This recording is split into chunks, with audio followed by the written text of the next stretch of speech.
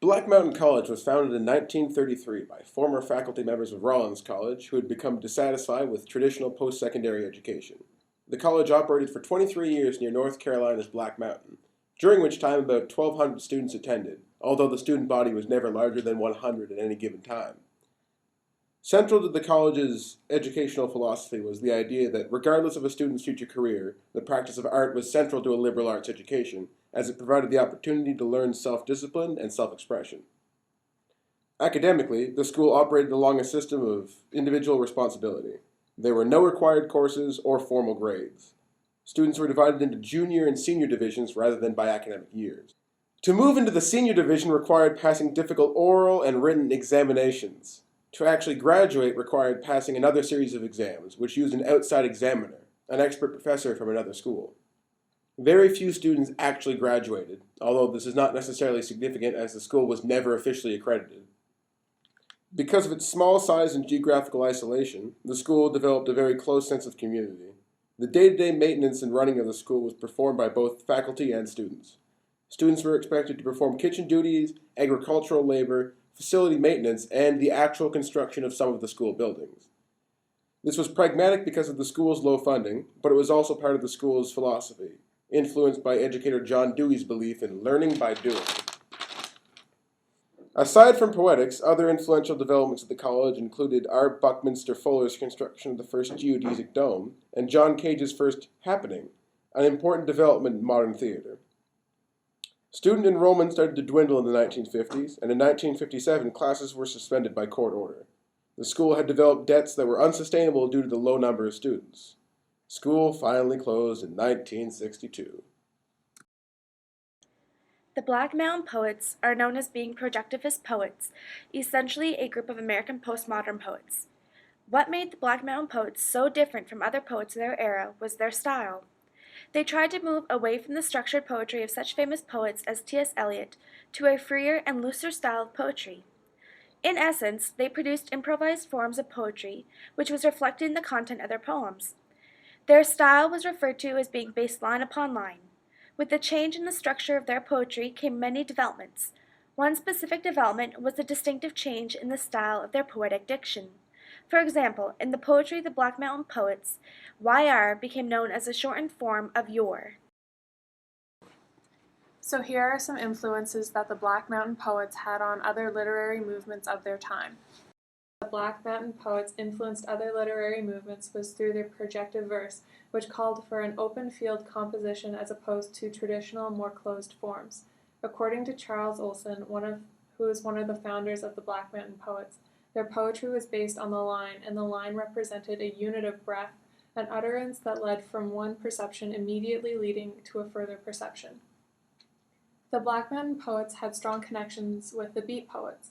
Their connection with the Beat Poets was based on the link between Robert Creeley, one of the editors of the Black Mountain Review, who was connected with Allen Ginsberg, a Beat poet. The central elements of Beat culture included rejection of received standards, innovations in style, a rejection of materialism, and explicit portrayals of the human condition. This would have melded with the idea of the avant-garde nature of the Black Mountain Poets in the sense that they pushed the norms of the status quo in terms of politics, art, and culture. Both of these schools or groups of poets seem to be very much focused on making a break with the past and distinguishing themselves from the modernist tradition. Black Mountain poetry was also an influence on British poetry in the 1960s, as is demonstrated by Tom Rayworth and J. H. Prynne. The influence of the style of the Black Mountain Poets helped to influence the British poetry revival, which broke away from a more conservative approach to poetry. In general, the work of the Black Mountain Poets, along with other creative movements in the 1960s, led to a change in the relationship between poetic and public language.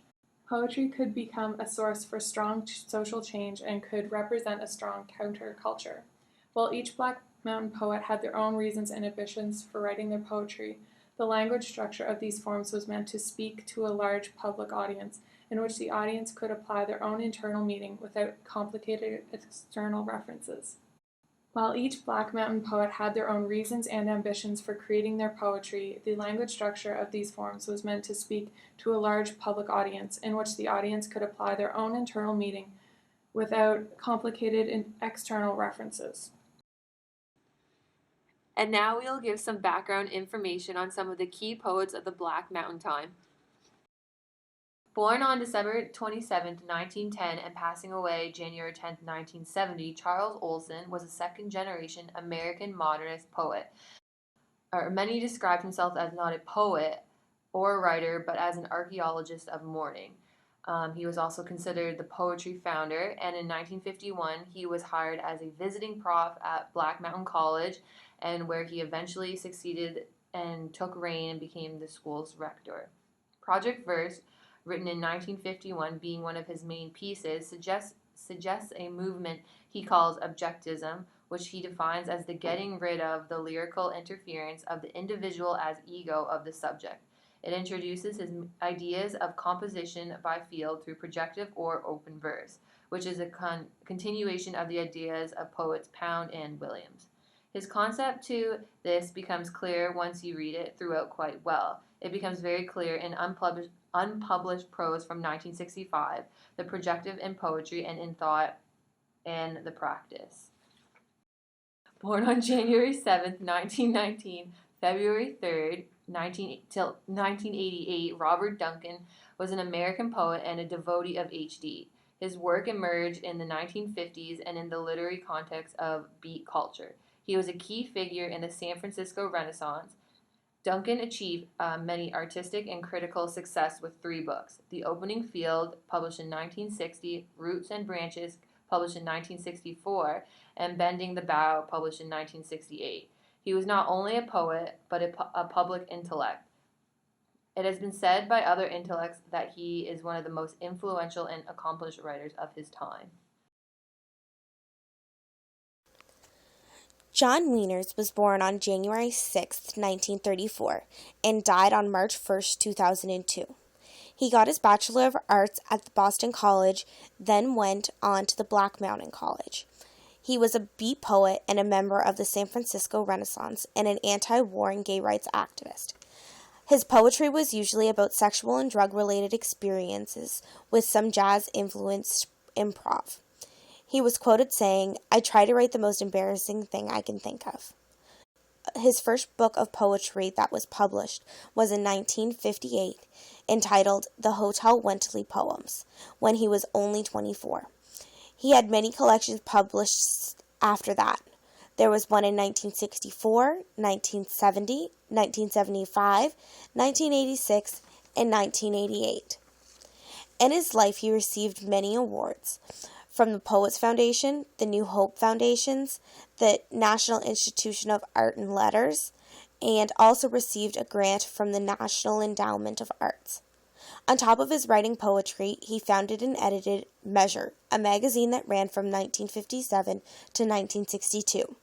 He was also an actor and a stage manager for the Poets Theatre in Cambridge. He lived out his last 30 years in Boston. Hilda Morley was born on September 19, 1916, and died on March 23, 1998. Until the 1970s, her work was only found in literary journals. In 1972, her husband passed away of Parkinson's disease. In 1976, she published her first collection of poetry entitled A Blessing Outside Us, and it contained 63 sections, which many were elegies to her late husband. In 1983, she published her second volume of poems, entitled What Are Winds and What Are Waters. These poems were memories of her husband and his afterlife and how he was helping her in her dark times. In 1984, her third collection was published, To Hold in My Hand, Selected Poems 1955 to 83. Most of these poems reflect memories of grief and loss of her late husband. Morley has been quoted saying that she was influenced by H.D., D.H. Lawrence, and William Carlos Williams.